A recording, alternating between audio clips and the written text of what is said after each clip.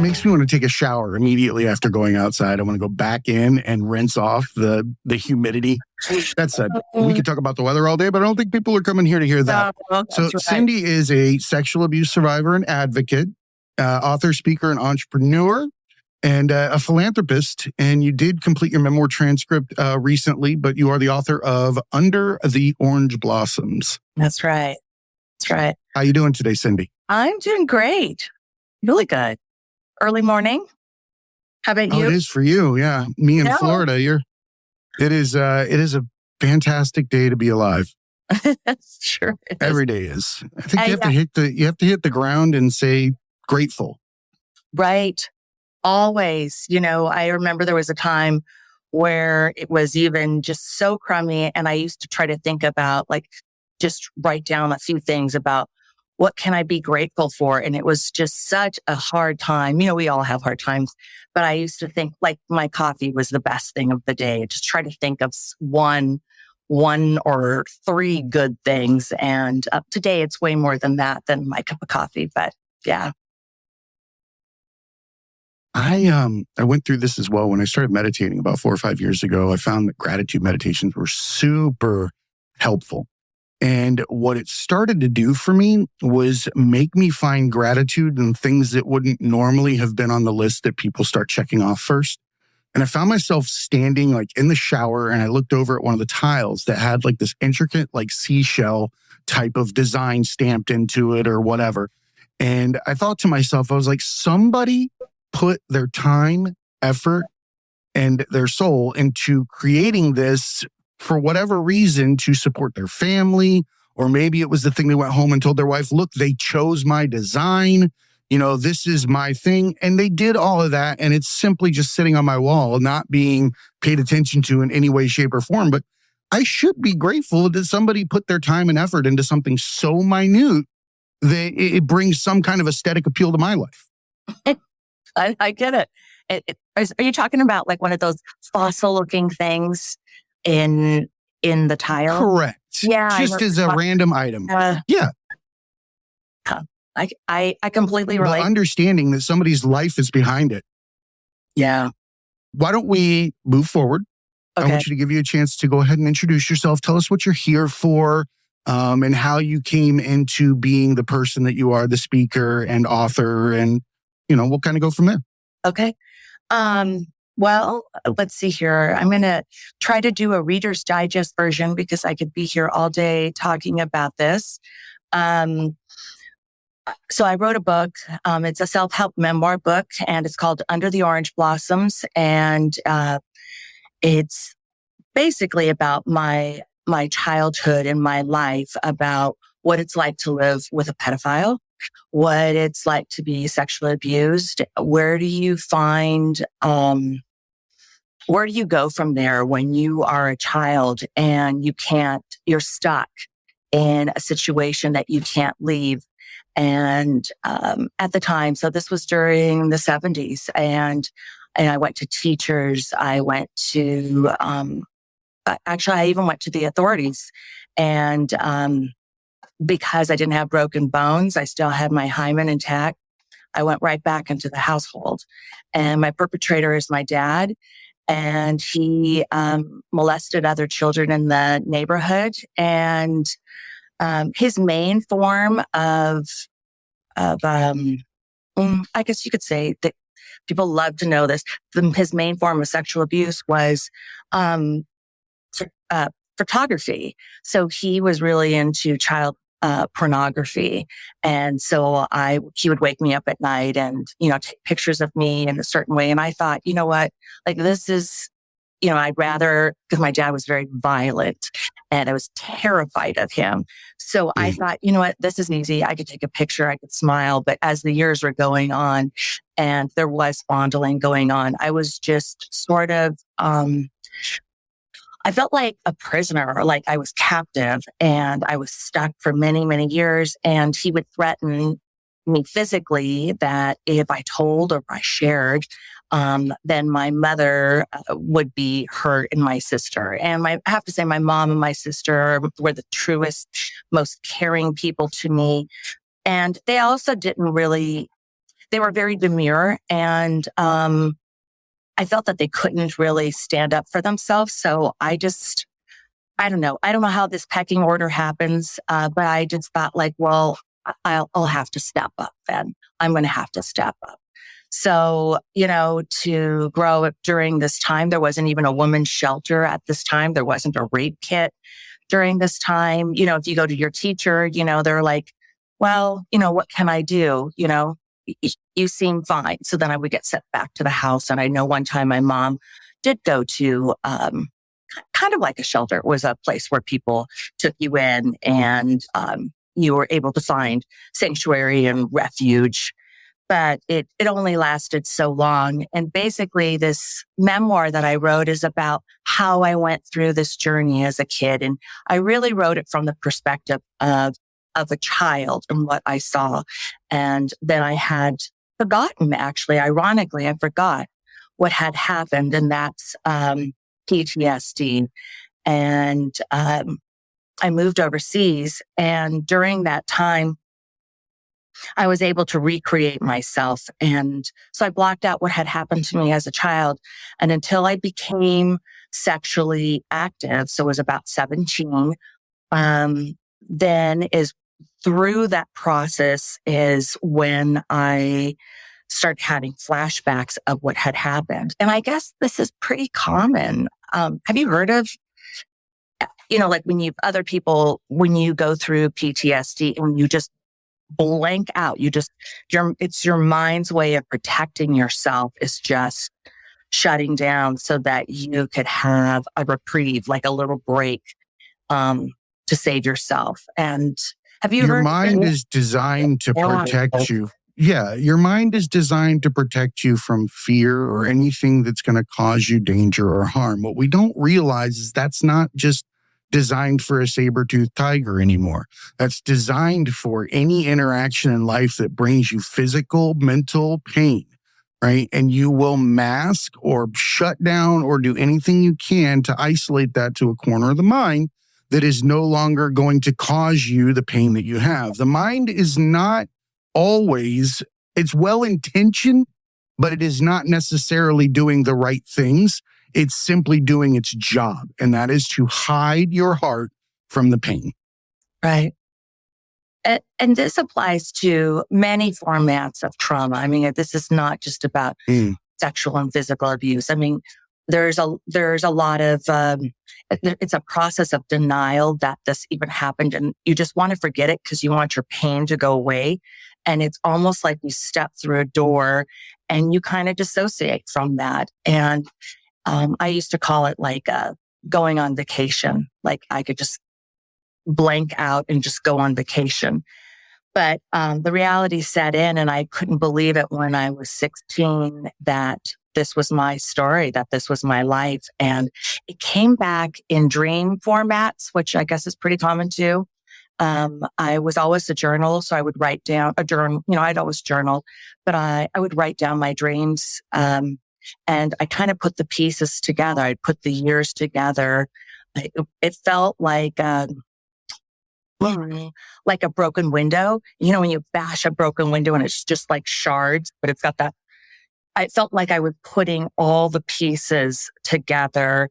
And when I was done, I felt like I could look into that reflection of that window and go, oh, this was me. And I couldn't believe that that was my life and that I had forgotten about it. But it was a really intense time. In fact, so intense where I was just about 16, 17, I would contemplate every day after school. I would sit outside the window and think like, well, what if I jumped? What's keeping me here on this earth? And, what are my pros and cons? I just wanted the pain to end.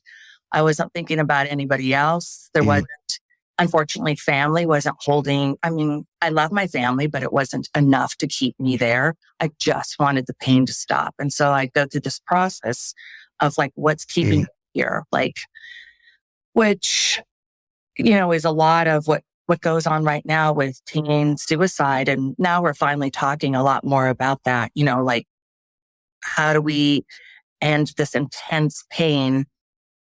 How do you make it stop? Where do you go? Who do you trust? Because I felt like I had gone to authorities and there wasn't anybody listening. I felt like I had gone to my mother and she wasn't really being proactive. So I felt the system kind of failed me. So I just felt trapped, truly, truly trapped. I can understand how you would feel that way based on what you're describing. And then I did about halfway through your book, I had to take a break. You good? Yeah, absolutely. It's very important to try to understand the person that's coming to speak on the show.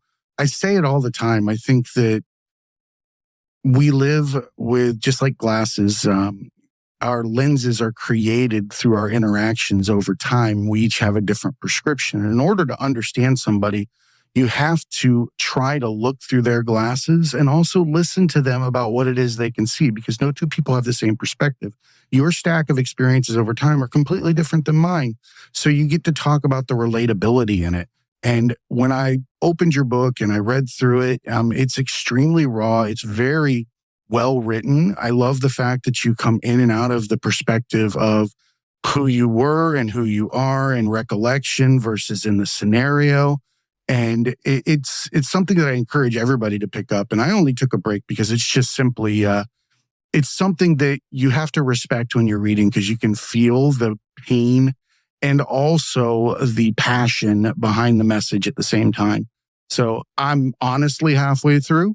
So I just wanted to be open about that. I didn't get to finish the book yet, but I have been reading it, and it's incredible. Well, I'm impressed that you are reading it. Thank you. I appreciate that. It's interesting, other people will say, oh, this is going to be such a dark read. And then people who have gone through like a lot more trauma, they feel, even though it was sexual abuse that they can't relate to, because I don't get graphically into it. I mean, that's not the intent. It's really sort of like, how do we overcome and how do we go through intense things? And I think it's the feelings that we could all universally relate to: pain, grief, and then feeling encompassed with this and stuck, and then moving forward, and how that process is in stages, when we can emotionally handle it, and how it's a lifelong journey if you choose to take that road. And if you don't, that's okay. But if you choose to take the road of, how do I progress? How do I become, how do I heal from this? Okay, now I've healed from this portion. How do I go to this next stage? A lot of people just stop at that, and there's nothing wrong with that. But some people are, I don't know, they like the long road. I'm not saying there's anything wrong with it. I think it's a disservice to yourself when you sit and you accept the victimhood that is your reality at that moment. I think that you deserve more. Anybody that's been through something traumatic, you used a word in particular. You said choose, choose, choose in several different ways. And I like to focus on that, because I feel like the things that we take on as our immediate pain are things that we're choosing to focus on in the moment. And I'm not saying that we shouldn't focus on the things that bring us pain, but we do have to go through them. You described that stained glass, right? That's how I picture it. It's all different colors. It's shattered, but it's stained glass, and those pieces are placed in there. But those are the chosen moments that are focused on individually that bring that pain to your heart. But I'm sure you can recognize when you bring together all those other shards that you have lived through in many different ways at this time, or this point in time, you could look back and see that that piece of stained glass is not the sum of you. However, that part that you were creating, that is the pain and the trauma and the depression and the mental health issues that are with it, could simply be the eye of a greater portrait of you, just a small piece of what defines you, right? That's the way I like to look at it, that we focus on small things, but we don't see that we're building a greater picture around ourselves. And that's simply one part of who we are. And we have the ability to choose on what we focus on. That means mindfulness. We have to utilize that word choose in a moment where we're sitting and we're paying attention. You untie those rope, or that rope that I always discuss on the show, that you have a choice when you go through things in life. And sometimes you don't have the choice, but you have to address it later. You tie a knot in your proverbial rope every time you go through something that you don't get to handle in the moment. And when you sit down and you start to create your stained glass, or you look at your knotted rope of life, you have to take that mindful moment and choose to focus on individual pieces of rope that are tied around each other. But just like you said, the more that you started to piece it together, the faster it comes together, right? Just like when you're untying a knot, when you start to untie one piece and the next piece gets loose and then looser and looser, and then you get to see you're a beautiful, usable piece of rope. You're not just this matted, knotted mess. You have a lot more potential. You have a lot more things about you. So Right. that's kind of the way that I like to look at it. Jay, that was beautiful. I love your analogy of that. But, well, and I was thinking too, also life is not a straight line. It's, curves, dips, knots, everything. But that was beautiful. I appreciate that. This is something that I'm passionate about. And when I read through your book, as I was reading through it, I could tell that you're not just speaking to yourself, you're speaking to people that are in traumatic scenarios.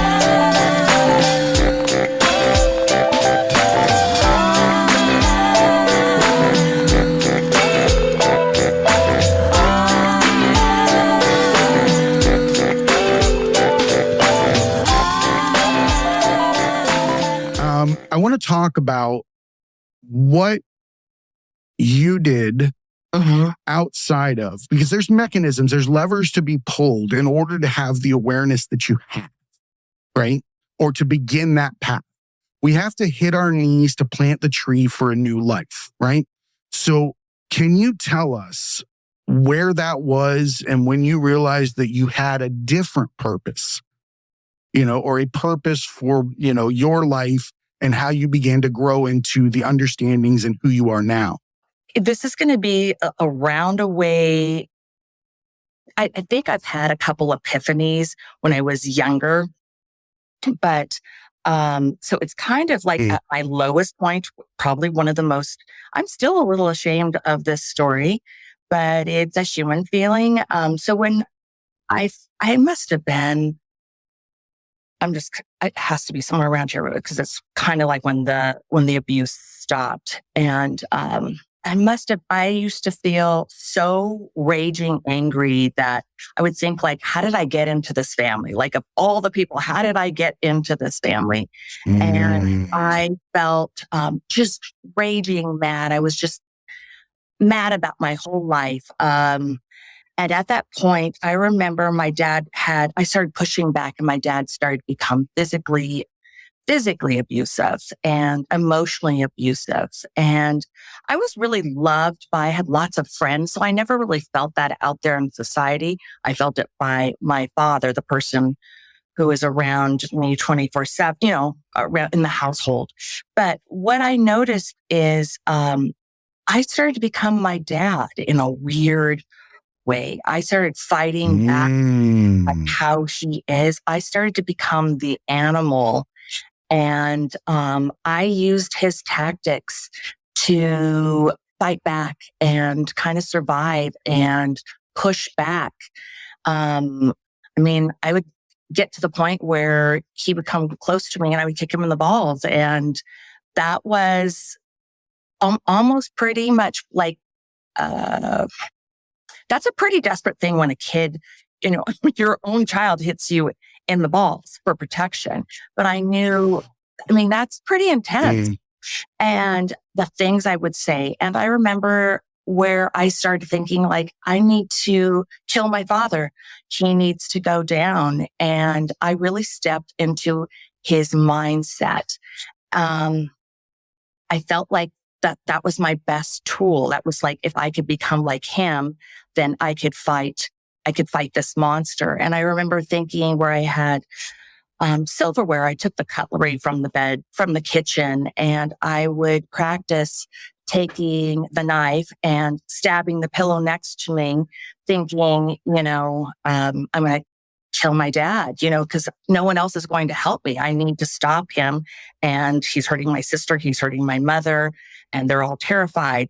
And in this weird process, as I'm stabbing my pillow, practicing this thing all over, my mom's complaining about where's her cutlery. And by the way, I was using a butter knife because I would never play with a sharp knife. But what I realized is there is not like you're responsibly play murdering your father. That's like attacking with a fork with a cork. Like, I get this. I'm not making fun of the situation, but you brought that up. You're describing terror within your only safe space. Your home is supposed to be your sanctuary, and you're on the defense 24/7. You get nothing but a heightened awareness for anything and everything nefarious in your space at any given time. Doesn't matter where you are for the rest of your life. You also gain an additional skill when you come from a traumatic background as a child. And that is that you are a lie detector. And I don't mean like somebody's like, oh, what's in this hand or what's in this hand kind of a lie. I mean, when somebody's not being truthful to the self and what they're saying to you in the moment, you can recognize inauthenticity because it represents something that is going to cause you pain. Right? Or somebody that could cause you pain because they're acting out of character. Right? Always on alert. So the fact that you build up those defenses inside your home and become more like him does not mean anything but you're emulating the best way to protect yourself. And you're also showing him the most terrifying version of himself in your face. That's the only thing that you have and in your bag of tricks to even understand what horrifying is. So you grab his mask, put it on, and show it back to him. Right. There's nothing else you can do. It's not like you have the wherewithal to think of something disgusting or horrifying to give back to him because you've never been through that. You only know what he's given you, and guess what? You get your mask back. Unfortunately, some people forget to take that mask off, and they live it for a while, and they become that human, and they don't realize it. And it's painful to watch somebody that you know is a good human that is in the throes of despair, being somebody they're not, just simply because they're perpetrating the protection that they had since they were a child, right? When all they want to do is take a deep breath. Right. Take off that 50-pound cinder block mask that's hanging their face forward, put it on the ground and walk off, right? Mm-hmm. But they can't because that means that child is exposed again. Right. So true. Well, you it sounds like you can relate to this. I don't talk about much on the show because of the fact that, I feel like some things are left, within the family or personally or whatever backgrounds. I grew up, in a manner that was food insecure. There were drugs, there was, violence and bullying and things like that. And while the wounds are different, they're still the same in so many different ways. And to have a child not be able to express themselves to their fullest capability and be authentic, once they begin to put those pieces of glass around them, if you were looking at like a jungle gym in the 80s, all of those squares those octagons that were open, you were able to look out of as a kid. But each and every time something happened to you, you had to grab a piece of stained glass, again, and put it in one of those holes. This is what I look like when you look at me this way. And then you keep doing it. You keep doing it. You keep doing it for different situations and different people to protect yourself every single time. But what eventually happens, you don't have enough time to keep up with all of that. You're going to break down. You're going to have to start switching them out. This can't be blue anymore. This has to be green. They have to see me green. Green means I'm safe right now, right? It's a mind fuck. Yeah. So it's okay. So now that I can see that you completely relate. So Jay, when I got to the point where I thought like, I'm still thinking as a kid, I'm thinking like, okay, well, he's got ribs here. It's dark. I'm using a butter knife.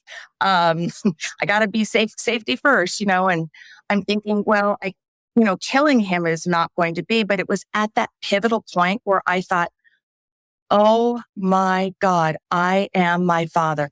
I have become the demon. I have become the monster in my household. I have taken on his image.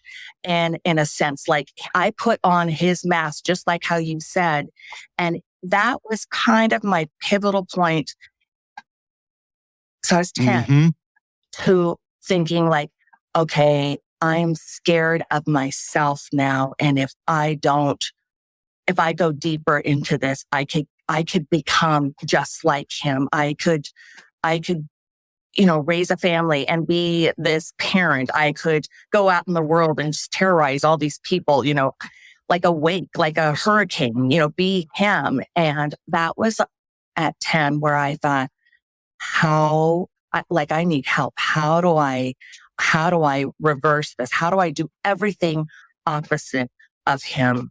And how do I find myself back to myself? And it just, at that point, it became multiple epiphanies and journeys.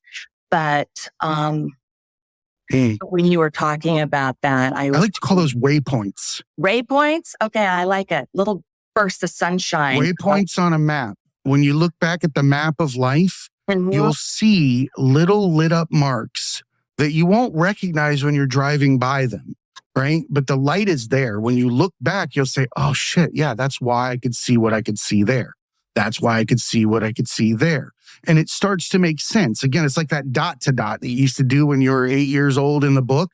And you don't know what it is when you start, but when you're done and you look at the picture, you're like, oh, fuck. Like that was the nose. This was the ear, and you get to see how it all comes together, but you only get that through retrospect. But those waypoints are very important. They're so important because they're keys to a future lock, right? And being able to recognize those moments, those mindful moments where you contemplate self, it's important to take note into what you feel, what you're seeing, because I do believe that we suffer from a genetic and hereditary insanity. I believe that we pass it down from generation to generation to generation through mannerisms, protection, any way that we speak, act, however it is. But there is a new cycle that I'm seeing more and more since I started the show, and that is a generation that breaks the generational curse. Mm-hmm. The things that you're describing that you could have taken as a mask and walked off with into life until you collapsed at, 40 years old and was like, oh shit, what have I done? Right? You didn't pick that mask up. You looked back and you said, that's what I could become, right? That's what I could end up being. So I don't want to give that to the next generation. This is it. It stops now, right? Stops now is kicking your dad in the balls. Right. Stops now is grabbing a butter knife and sitting in the bed, stabbing a pillow, right? But you have to remember, or I'm saying this to everybody else, you have to forgive your child self, right? And when I say forgive your child self, for things that are like shame or I'm taking on this person, I'm doing these things, because you have a limited amount of tools in your toolbox at a young age. You can't take apart an engine if you've only got a screwdriver and an effing hammer at 6, right? It just doesn't work that way. Nor do you have the intelligence to know that there are other options with which to handle it later, right? Yeah. So we're okay to choose those particular viewpoints as a child because we don't know anything else. There's a reason why children are not held the same criminal responsibility as adults, because they've got a limited amount of tools in their toolbox, and never mind the fact that they might have been given to you by a piece of shit. Yeah. Yeah. I just remember that. And I would never, it's kind of interesting. I found it to be, even in my older years, it's still something that I think I've we all have parts that we kind of think like, oh, that wasn't really like my highest point of life. Like that's not something I want to share with others. But, I starting to talk about this a little bit more because I find that people really relate to this. Homicidal ideation or no. Yeah, homicidal ideation. It's where you want to kill, you want to kill the other person and you really think about the process or how could you do this? And I wrote an article on this and I was really, I think people lie. yeah, I was surprised. Yeah. And so I think I'm talking about this a little bit more because I realized that a lot more people have this, or even road rage where they want to kill the person in front of them. And I thought, oh, wow. Okay. I haven't, Bro. you know what I mean? It comes out a lot more and we are animals in a lot of sense. And, but we do A lot of sense? Like all the sense. We are animals. We are 100% animals. We're just the one that's crazy. Like all the other animals keep a distance from us. We might as well have a proverbial energy stink cloud around us that they don't want to come near because they know that we are the mentally ill creature on the planet. We really are. We're doing shit for no reason. We're making stuff up every day when we're already in heaven. Yeah. Yeah, it is true. I mean, but we never really want to look at ourselves as an animal, truly an animal, or somebody who has dark, really, really dark sides to us. But it is the reality, and we're all capable of shifting into places. But I think society kind of keeps us. What's the social norms? Energy transfers. It doesn't go away. Energy transfers. It doesn't go away. If you are giving somebody something, they're going to take something away from it. If it's something dark, nefarious, whatever it is, I believe truly that all the thoughts exist independently of humanity and we share them. Because of the fact that they can be passed on to each other so easily, character traits, personalities, all those things, I believe that the words and the thoughts that we have collectively exist outside of us, and we choose the ones that are reality for the point in time that we're in, and as long as we hold on to it until we give it back. So everybody wants to punt the baby screaming on the plane. It's the one that grabbed the thought to go through with it, right? Yeah. Like, that's the only way I can think about it. You're not going to go kick the kid, but shit. You're like, my God, dude, I got a headache. I've been flying for 3 days around the world, and it's not the kid's fault. You're a reasonable person. You know that their ears are popping, but in that moment, you want to twirl them, kick them right through some goalposts because you're over it, right? And the only person it's the one that does it that picked that particular thought. That's the heinous one, but it was there. All of you thought about it for a minute. Yeah. And if you didn't, kudos to you. You're an angel. Yeah. And that is the reality. I mean, that is the human part of us. Are we going to act on it? Are we not going to act on it? Are we going to be, show the side of us? And I think that is a conscious choice that I think a lot of people make every day, even with their significant other or friends and family, like, oh, I don't want to be a jerk right now. I'm going to tone this down, look for a different word, breathe, take 3 seconds to breathe before I say something. I think that's something we're always doing. And it is a choice. It's a constant choice. And when you make those choices, if you continuously make them and think about them where they become habit forming, I think that's when it starts to be like a new kind of addiction or love, I guess, like maybe a reward, I guess you could say. And when I started to make those changes and I started looking at that, I thought, okay, how do I change this? How do I become different? And this book, I think I kind of, through storytelling, I kind of show how I went through that process. And I messed up a lot, but because I am human, but it is the struggle of how do we evolve and become our best version of ourselves. And it doesn't mean perfect. It doesn't mean we're doing it right all the time, but we're just trying to evolve and just be better people, just where you're proud. Perfectly imperfect. Exactly. Perfectly imperfect. Mm-hmm. You should have a dark side because there would be no light side. Exactly. You wouldn't have things to appreciate without having things that are, that you don't want. It's how it works. And you also have to be grateful for the fact that, there are certain things in life that will happen and you cannot be in the now without it having happened. Unfortunately, in order to be free later in life, we have to accept what's happened to us in life for the simple fact that we deserve to be free. We embrace who we've become, who we're gonna be, and we live in the now. We don't give things power that don't exist in the exact moment. That's something that I had to start doing. I had to start paying attention to, is it now? Is it now is a very important mantra for me because it allows me to recognize that it's not happening in the moment. So why am I allowing myself to feel a certain way for something that's non-existent? It does exist, but it's not now, right? And I had to tell myself that I was making a conscious choice to feel pain through the selection of thoughts.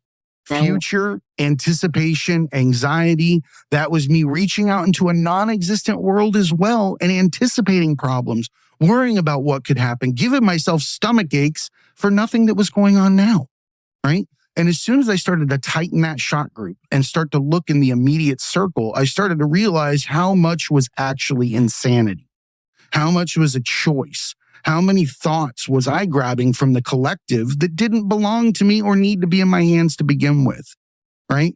I was choosing my pain for so long. And it took me a long time to figure out that I don't have to make those choices. Like I can choose gratitude. I can choose hope. I can choose love. Right? Doesn't mean the others don't exist. You acknowledge them. Right. Give them presence. Look in the room. There's the Grim Reaper and there's the angel. They're both in the same room, Chief. Right? But the Grim Reaper only talks to you when you talk to him.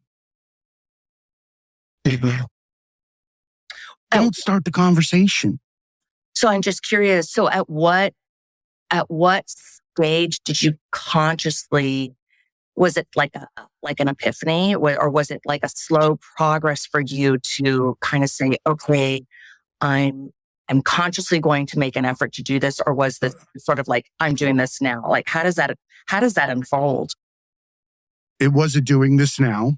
It was a collection of events over time. It was wearing the mask of where I came from for a long time in different versions and the pain that it was inflicting upon me for who I was and how I was taking in the world and portraying myself, and getting to a point where I was plugging holes and issues with material things, statuses, and, anything that I could to make those go away, right? The pain, anything to hide it, the shame, whatever it was, I was grabbing onto until at one point I just hit my knees. I was self-medicating. I was trying to just do anything and everything to not be myself.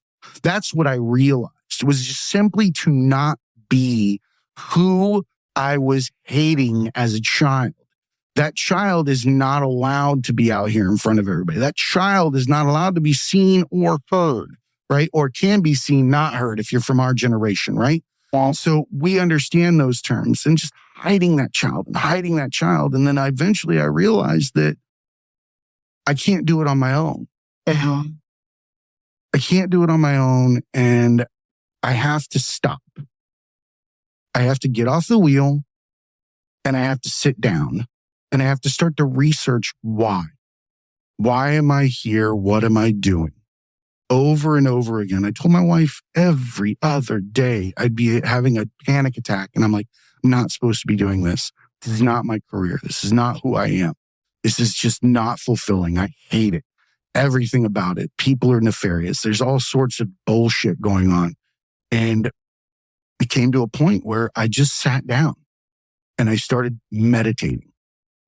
And I read everything and anything I could on meditation. And I sat and I fucked it up and I did it wrong I did all the stuff that I sit down, think about everything. But when you look back at something and you realize that that was the waypoint and that was the light, right? Yeah. That is exactly where it was when I started to realize that thoughts never go away. They always exist. The pain always exists. It's always floating around your head. It's there for the choosing. It's there to grab and hold on to and make your reality. And when I got to look at time, I talk about time a lot because I think that it's important, because it's a very big tell for our mental illness as a human. Because any moment that we're not living in the surroundings that we're in is a mental illness in my mind. When we're creating fictitious futures and reliving pasts, you chop a dog's leg off, he doesn't write a book. Right. He walks off. Doesn't mourn a leg, doesn't care anymore, hangs out with his friends, licks it until it stops hurting. That's about it. The human holds on to that and will define themselves at points. And I'm not saying that it shouldn't be done when it's a passion and it's a way to give back and it's a mechanism with which you find, how to help people. That's beautiful, right? But when it's forcing someone to sit in that victim chair and accept that life and to make it easier almost, we have as a society, we make it easier to sit in the chair and say, well, it's not my fault for where I am now. And that's why I'm not out there with them. Anybody that comes to visit me, I'm going to tell them my story. My story is that I was wrong. I was wrong, and that's why I'm not there with you. I could have been. I need you to know that. Know that I am capable, but it was taken away from me. When in reality, there's self-limitations at that point. Right. To live in that mental health scenario and the pain is actually easier than stepping over it and moving forward until you do it.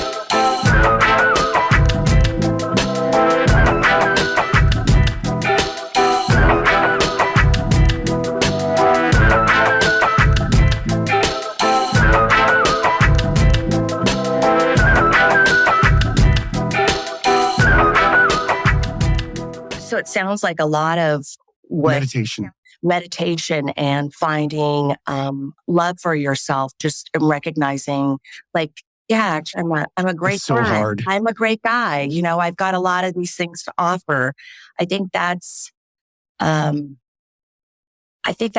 one of the things that I found, I'm older, so I've gone, when you're older, you go through all different stages in life. There's a lot of stepping stones. And when it kind of came down to just acceptance, these are my flaws and, I'm not perfect. And, but you know what? I kind of like myself. And I do have these faults.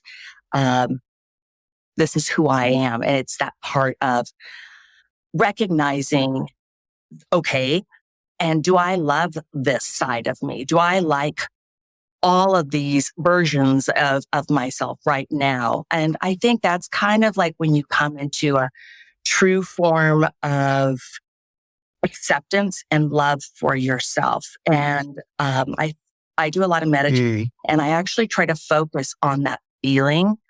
I have all these flaws. Yes, I have scars, but I've accepted them. And when you could get to that true acceptance, and focus on that feeling like, yeah, I have something to say. Yeah, I, I like who I am. I'm not perfect, but Self-worth, a voice. yeah. I think that's, I didn't know that. Everybody has. Yeah. I didn't know that was the goal. Like, I didn't know it was going to be so simplistic. Like, how do you love yourself? I didn't know that was the biggest, that was my landing place. I didn't even know that was what I was desiring in life, I guess you could say. And it feels pretty good to be on the other side. I only started loving myself the last few years. Good for you. And it was a disservice to myself not to earlier, right? Because now when I look at myself, I'm a freaking cartoon. Like, I'm always voices, loudmouth, walk around the house, dancing, acting like an idiot. If you want to see, like, if they put a camera in my house, or if I have like the CIA guy that's monitoring me has the weirdest show that you could ever watch, right? I always say, like, if I'm being spied on, that dude has got like stories to tell about the most nonsensical stuff. But I found that in doing those things throughout life and acting that way, I've given other people license to be themselves. And people are much more receptive to me because I'm being myself. Authenticity looks like a cliff with a blindfold, when really it's a curb. It's one step with no actual fall, except for dropping that giant sack of masks that you've been carrying forever of all the characters. Drop that, step off the curb, be you. We love artists that are themselves. We've proved it time over time. We throw away the people that repeat the past and do the same shit over and over. We love the authentic inside and out. All the flaws. Nobody's pissed at Kurt Cobain because he killed himself. We're fucking horrified. Right. Right? We loved him because he was in pain, because he told us he was in pain the entire time, because he voiced it out loud. And that made us want to be near him more. Right. And more and more.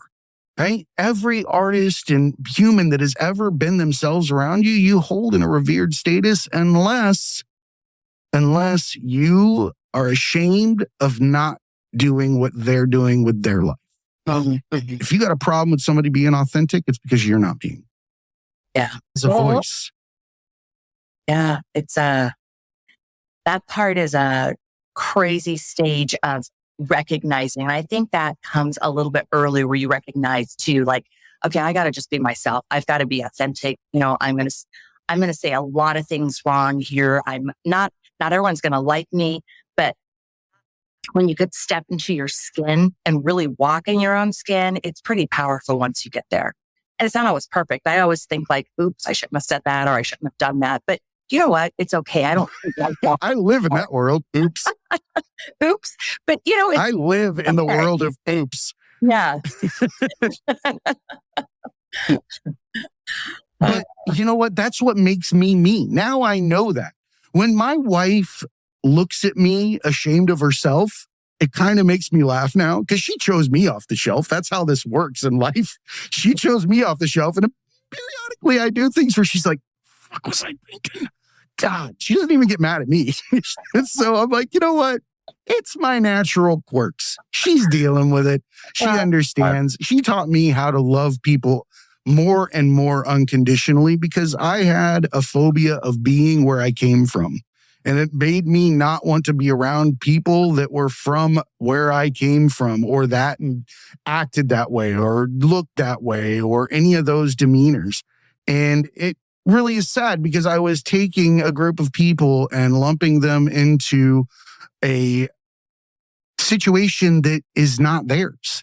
They're not responsible for, they weren't involved in, and they have something to bring to the table equally, right? And beautiful things. But it was my own inner restrictions and hatred of where I came from and who I was or am now, right? Because it's not like I changed who I am. I actually just am myself, right? So it was like some kind of Freudian bullshit where I was looking at myself, hating myself as a kid, but in a giant sect of society. When I hear that, I think I relate to that. I think it's like, you look at somebody who acts like you, or who used to act like you, or look like you. Mm-hmm. It's still, it's always a reminder that, hey, maybe I haven't done enough work here. Maybe I got to figure out and try to figure out what's going on. And then when you come there, you go, oh, okay, like this is what it is, and get past that part. It's cyclical. Yeah. I firmly believe that we're revisited by the issues that we're not addressing over and over again as a way to remind us that it needs to be addressed. I ask myself, if I'm having a problem with a person or a place or a situation over and over again, whether it's the exact same one or a similar one, why does it keep coming to me? There is a reason. I'm attracting it to me. I'm looking for it for some reason. It is here. And I need to wake the fuck up, pay attention to it, and address whatever is making me stand in this position over and over again. Because it wouldn't be happening if I wasn't thinking about it or attracting myself to it. Yeah. On a spiritual level, they, because I'm a Reiki practitioner, they say that that's not only a mirror reflection, but it's sort of like what you're, like a level that you have. And there's different levels that we vibrate at, and we could change those all the time. But so if you're at a level that's a radio station vibrating, exactly, it's your frequency. Exactly. And that's what you're vibrating at. And so then you may find a mere reflection of you, or you'll look and go, ooh, I know that. I understand that. And then sometimes you'll move past that, or it's not always going up. There's no up or down. It's, right or wrong, but you'll just shift. Nope. It's about a shift. And then you'll recognize like, oh, that's interesting. I'm not in that spot anymore. And then your little frequency goes to something. We get glimpses. Else. Exactly. Yeah. Mm-hmm. I love the analogy of FM and AM radio stations and how you can be on a different station, but be in the same room with another person, right? And if you were to look at yourself as being on 95.5 and they're on 103.5, the two of you are not going to be interacting. You're in the same world, but you're not going to communicate worth anything or even at all, right? You're just in different worlds, but you will start to congregate with the 95.5s. You will pay attention to 95.5s. Right. And it can be for a good reason or it can be for a bad reason. It depends on what your situation is at that moment, but no, you're dialed in on that.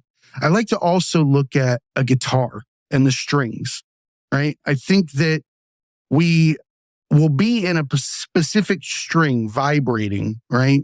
Mm-hmm. And we can move on to another string, right?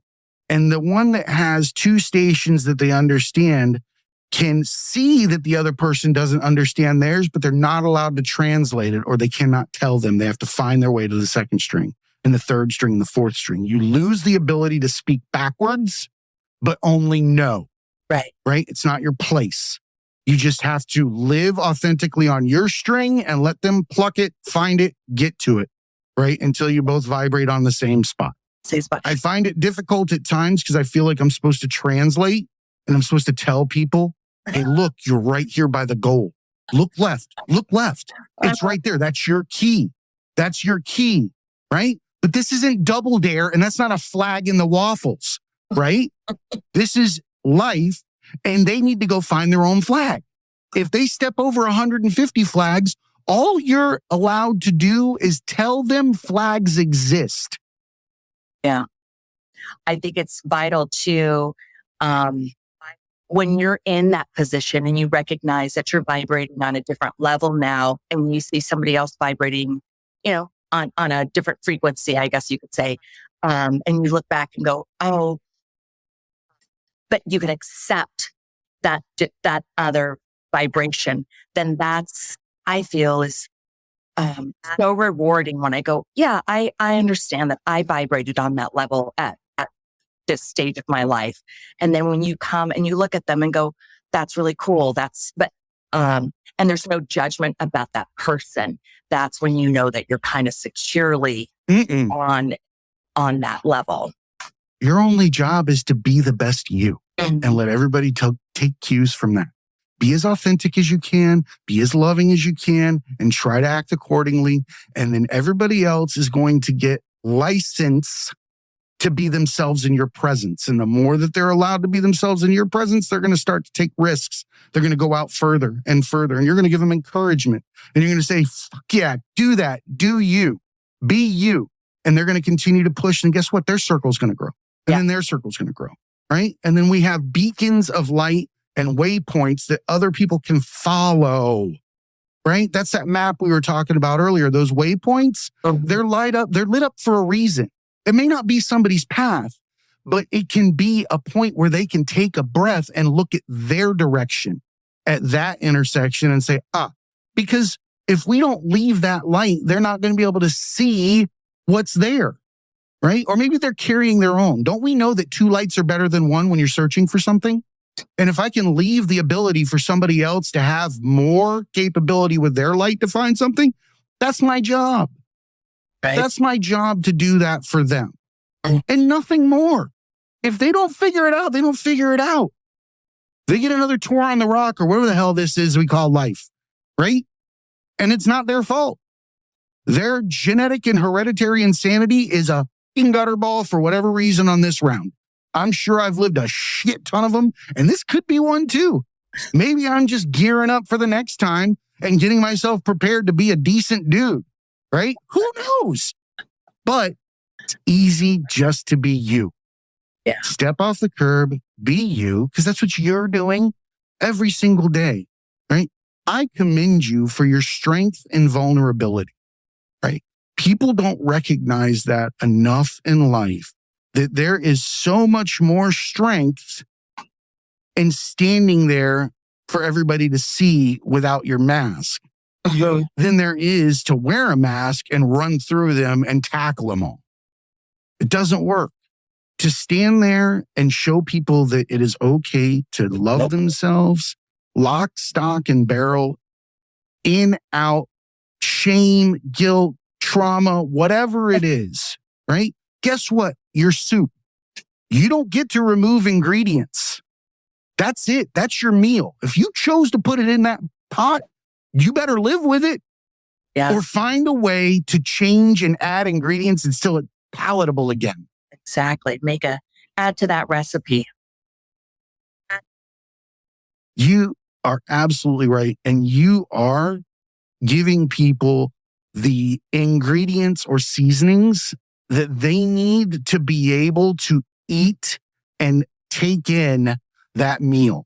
They would not be able to palate it until you give them the ability to do so. And you only know that because you've been through it. It's from your location in the world. We traveled the world looking for spices, right? Well, spices right now are mental cues or assistance in getting through traumas and things like that. Lenses, talking to friends, making things commonplace to have discussions. You can go to work and say, you know what? If you can go to work and say, I broke my thumb, you should be able to go to work and say, I had a panic attack. Yeah. My panic attacks fucking trump a thumb any day of the week. You should be able to do that. And when we have these discussions like you are, then we're giving people the ability to love themselves in the now, be themselves, and not be a definition of what they've been through. Exactly. I think there's so often we define ourselves through our tragedies, and it's when you could get to the point where you're not defining yourself, you're looking at like, oh, that was more of an experience. I moved past that, and this is who I am. That's what I call freedom. I mean, there's a big, huge part of that just represents freedom to me. Freedom of mind. Live with the lion. Live with the lion. I like that. Everybody wants to have a pet lion. Oh, absolutely. Right? Everybody wants one. We don't do it. We look at people that have them like they're nuts. But if you live with your lion, who doesn't want to cuddle with their pain? Right? Because that's all it is. Live with the lion, love yourself, and they'll love you. Nobody loves people that don't love themselves because you're not proving you're lovable. If you don't believe it, how do you expect anybody else to? Right. Doesn't work that way. I'm not going to sell you my car that I hate and tell you it's the best car in the world and you're going to believe it. No. Right? It just doesn't work. So, Cindy, I want to give you a moment to tell everybody where they can find all of your information, your book, any calls to action that you have. Can you just go ahead and share that with everybody? We're on an hour. I think we could do this for days. Okay. But I want to give you a chance to give everybody those links and where they can find everything before we wrap up. Sure. So you could follow me on my name is Cindy Benezra, and I'm on pretty much all forms of social media. And if you want to look at my blog, I have a blog. I'd love to hear from you. And it's www.cindytalks.com. And I'm working on a TEDx right now, and it's about exercising your voice and when you lose your voice. And I've got a book coming out, the same book coming out in Spanish, a release in October. It's another demographic. Love that we could reach, and provides resources. And you pick up my book, Cindy Benezra, Under the Orange Blossoms, on Amazon or any bookseller club. I absolutely love that. And we will have all of your links in our show notes. Appreciate and they can come to our website. You also have a dedicated page that'll have all of your information where everybody can find you. I can't thank you enough. This has been an amazing conversation. I love your take on how to approach life. I appreciate you, and continue just being you. And I think that everybody will find a lot of cues that they can follow. Well, I hope so. And thank you again for giving me this opportunity to talk. And it's shows like this. I hope that, if we could reach, 20 people, just think about that a ripple effect where somebody goes, oh, even if you just take a little part of this. It's all that matters to me. That's right. Yeah. If one person found solace in today's conversation, or the ability to move forward from whatever stagnant scenario they're living in, whether it be trauma or mental health or anything, financial, it doesn't matter. That if you picked up any kind of, help from this conversation, that's all that matters to me. Just one, and that's the good thing about podcasting and creating this kind of content, is that it stands the test of time. It's going to be here. We don't know when it's going to fall in somebody's ears. So if we continue to make it, they may find it 10 years from now. You never know. So know that you're making an impact. And remember, everybody, be cool and keep learning.